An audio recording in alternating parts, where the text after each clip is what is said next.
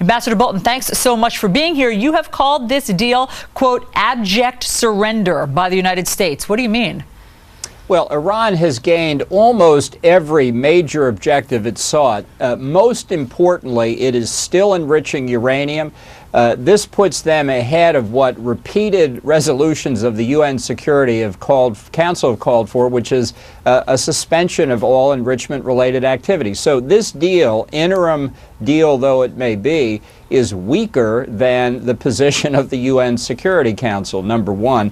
Number two, Iran has gained time and legitimacy, and it has broken the sanctions regimes that were put into place over several years. It's true the relief is limited, but psychologically this is a critical breakthrough for Iran. Well, let me outline for you some of the reportedly good things about the deal. Number one, Iran must convert or dilute its fuel stocks that are closest to weapons grade, thereby lengthening the time it would take for Iran to build a bomb.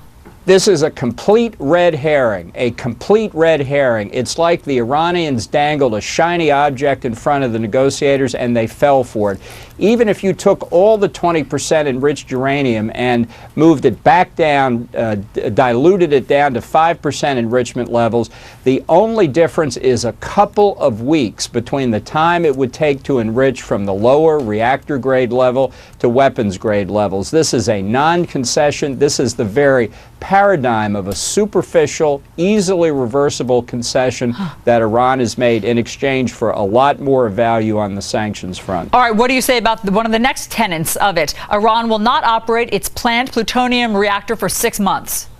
They couldn't operate it for 6 months anyway. It's not finished construction. This is a perfect example. Iran has solemnly committed not to do what it was physically incapable of doing anyway. What's the next point? Allows for more so-called intrusive UN nuclear inspections in Iran. Right. What this does at its outer limit is put the International Atomic Energy Agency back in the position it was 5, 6, 7 years ago. It allows the IAEA to inspect what Iran has already declared. And here's the rub. They're not going to cheat on the areas where the IAEA can inspect it. They're going to cheat in the areas that the IAEA and probably the United States and Israel don't even know about. So, Ambassador Bolton, as we understand it, this deal that you have just explained all of the flaws with, it expires in 6 months. Then, is there an opportunity to do something more drastic?